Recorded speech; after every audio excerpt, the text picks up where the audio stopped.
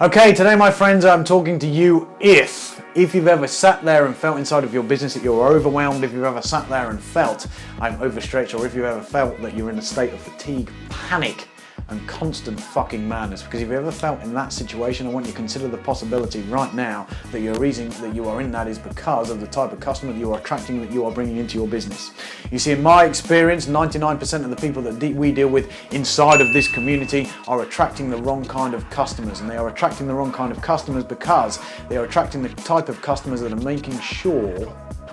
or demanding things from the business that they shouldn't be demanding. I want you to consider right now that if you were to analyse your time, 70 to 80% of your time if you're completely overwhelmed and overstretched is dealing with customers that actually shouldn't be doing and asking you to do things in the first place. So right now as you're watching this video, I'm going to challenge you to do two things. If you're currently overwhelmed, overstretched, or fatigued because of your customers, thing number one that you need to do as part of your sales and as part of your lead generation process, the first thing you need to do is you need to put obstacles in the way of customers coming on board in your business. Now what I mean by that is you need to make sure that when they are coming through the door that you have a set of criteria and things that you need them to do before you are willing and able to accept their money. Now that might be an application, that might be a certain set of criteria that they need to check, it might be some things that they need to send you, it might be a credit check, there might be a whole host of things that you put your customers through, but we need to make sure before a customer comes on board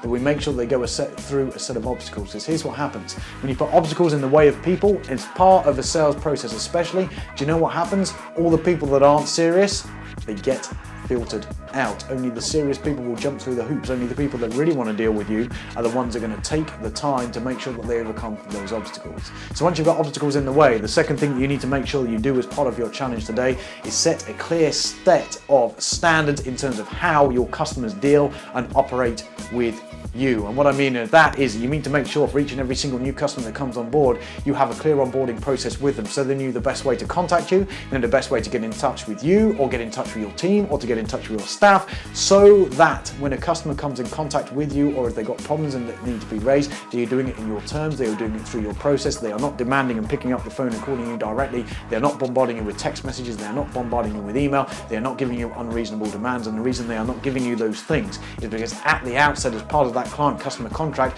you've defined the standards, you've defined the mechanism of communication, and you've ultimately laid out the rules of the game. And when you do those two things, my friends, you know what happens? Good shit, because ultimately you're bringing in good quality customers through the door that are willing to make sure that they overcome obstacles. On top of that, you're making sure that each and every single customer that comes inside your world, that comes inside of your game, that is trying to take away time from you, they have a clear process and a clear set of rules in way in which they can engage with you, engage with your team, and engage with your business. And when you do those things, you know what we have? We have a really, really clear, rock solid foundation to make sure that you can take back control, make sure that you can take back leverage, and make sure that you can get the consistency once again that you have in your business, because you are no longer being pulled from pillar to post. And when you're not being pulled from pillar to post, when you have the control, when you have the consistency, do you know what? You ultimately have the leverage so that you can make more, so that you can provide more, so that you can be more, and so that you can take this whole thing inside of this game that we call having a one-man empire to the next level.